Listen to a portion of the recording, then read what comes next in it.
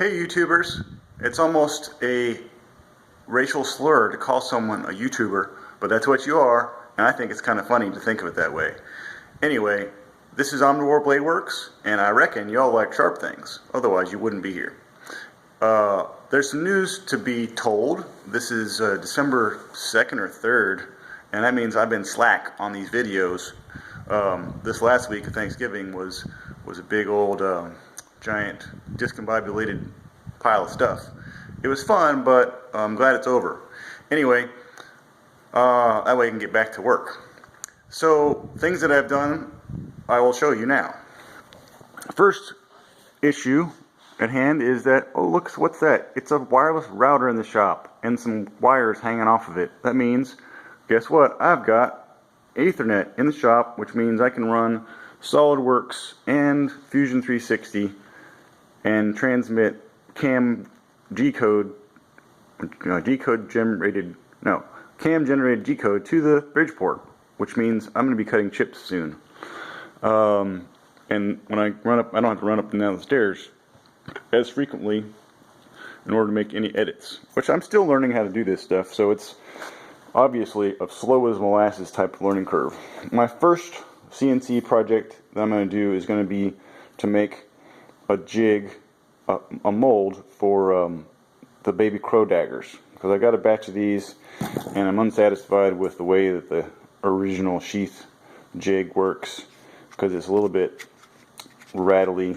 Things don't fit quite as bright as I want to, and so I've got to test out a couple things before I machine this, and then I'll be able to quickly manufacture the sheath panels for this knife, which I have like 11 of, and maybe more that aren't finished yet.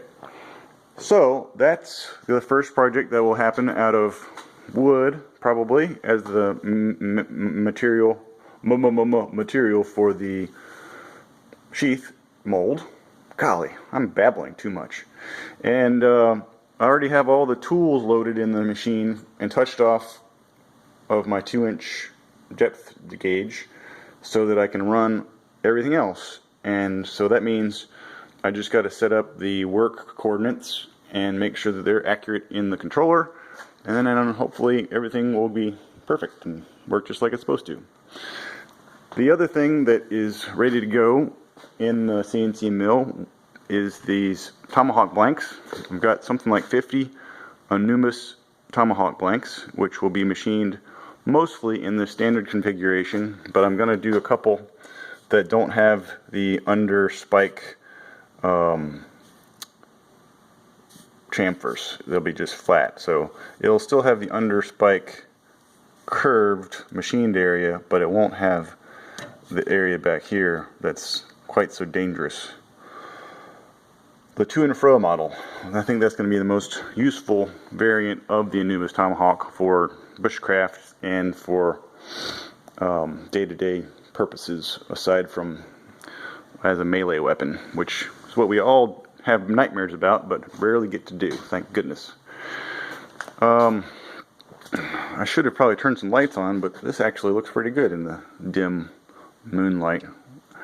Here are heat-treated blades that need new homes that aren't finished yet, so never mind those, but do mind these. I got two Corvid 2 prototypes, and this is a Smatch-It. It's pretty darn big, and I've got two of them nickel plated underneath Cerakote, midnight blue Cerakote with unfinished handle scales. So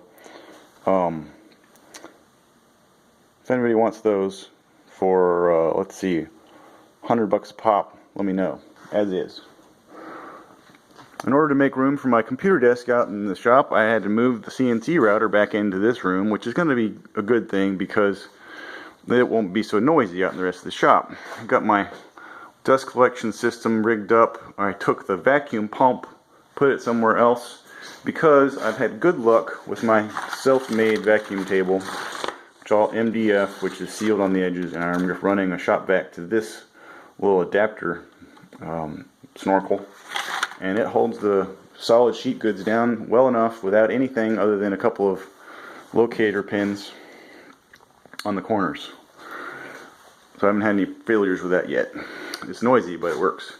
Then back here I got my rotary sharpening table that I built, and I need to make some edits to, and also build a overhead gantry grinding system, and that's what I'm going to be using in the future to clean up any of the underhook areas or any of the, you know, actually circular curves on tomahawks or knives or anything like that, because it'll essentially be a tilt adjustable belt grinder with a contact wheel of any size I want, basically, or it'll be a flat grinder, so I can turn the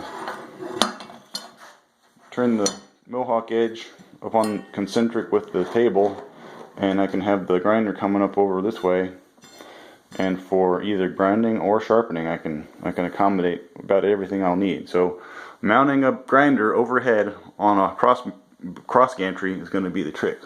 So now that I have the mill, that won't be a huge priority, and it would have been the way I was going to make tomahawks had I not got the mill. So that's basically what's put me so far behind, is that darn Nathan sold me that big old pig.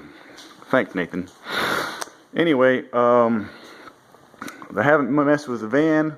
I have done a few other like side projects that I don't remember what they were, but they've all been distracting. The van I want to get done before Blade Show next year, so I can haul my butt down there and not have to sleep in an uncomfortable bed. So good luck with that, Jared. Woohoo. Alright. I don't have anything else to tell you right now, but I'm hoping that we'll make lots of progress this afternoon even, and have more video updates more frequently, because I got internet in the shop, and maybe I'll just do short little Instagram or short little videos, you know, how-to stuff in the future. That might be fun. See you next time.